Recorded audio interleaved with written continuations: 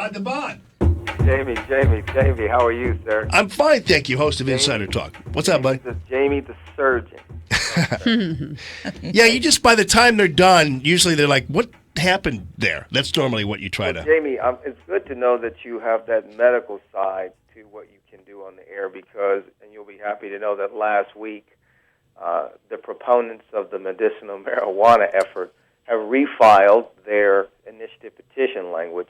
And Jamie, we've talked about this over the years. They filed a petition a few years back, about a year ago, that actually failed to make the ballot because of the signature challenge process, right? They got a bunch of signatures. Some of them didn't meet muster, so the courts threw the petition out. So the proponents, rather than waiting until like 2018 when it's right upon the filing, they've actually started last week. So it's going to be, they're going to have plenty of time to get the signatures. They need 8% of the voters from the last election to sign a petition to put this issue on the ballot in 2018. And I know it's a topic you followed, but it would be for the legalization of medicinal doctor-prescribed marijuana to treat a number of serious conditions that we've talked about. So, yeah, it seems to me medical marijuana is easy. I don't know why it's taking these guys so long to approve this.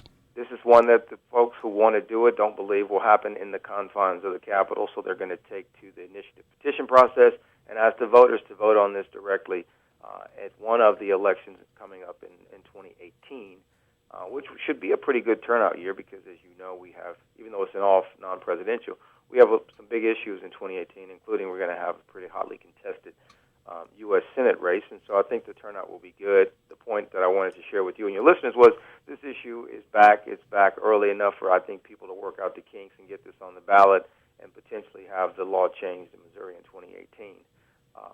And Jamie, speaking of law changes that are kind of frustrating and people are really struggling, there's this effort that you and I have not talked much about, if at all, and it's known as Real ID.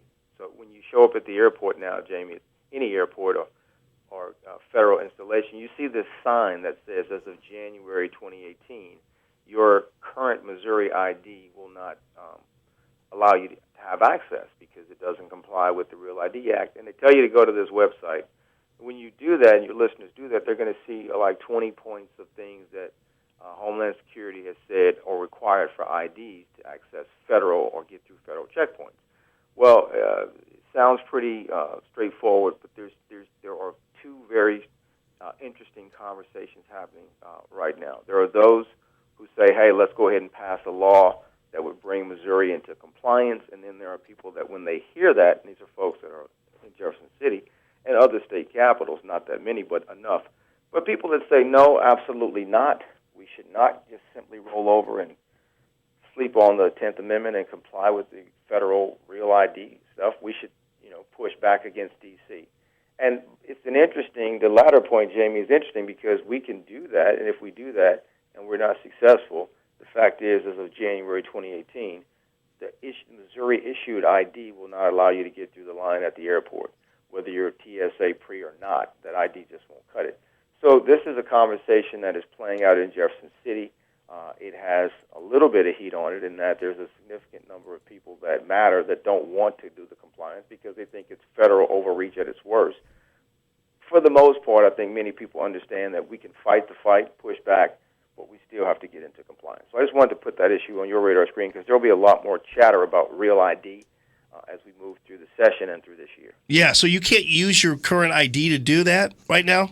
So you can because we have an extension effectively through January 2018 at airports. But today, Jamie Allman, and you know this, if you went to Fort Leonard Wood to see your son and all you had was a Missouri driver's license, you would not be allowed onto the base or Whiteman Air Force because the ID does not comply and there hasn't been a waiver for military installations. There has been for airports for a number of reasons. But today I was talking to some military folks in the Capitol, and the general from Whiteman Air Force Base said that they have to create a special procedure for people. Yeah, but you know what you need to do? You need to tell them you're a Libyan refugee. Then they'll get the run of the place. And give you a bunk, huh? All right, buddy. At Rodney Boyd, thanks, man. Insider Talk, 12 to 1 on Sundays. Always appreciated. You often hear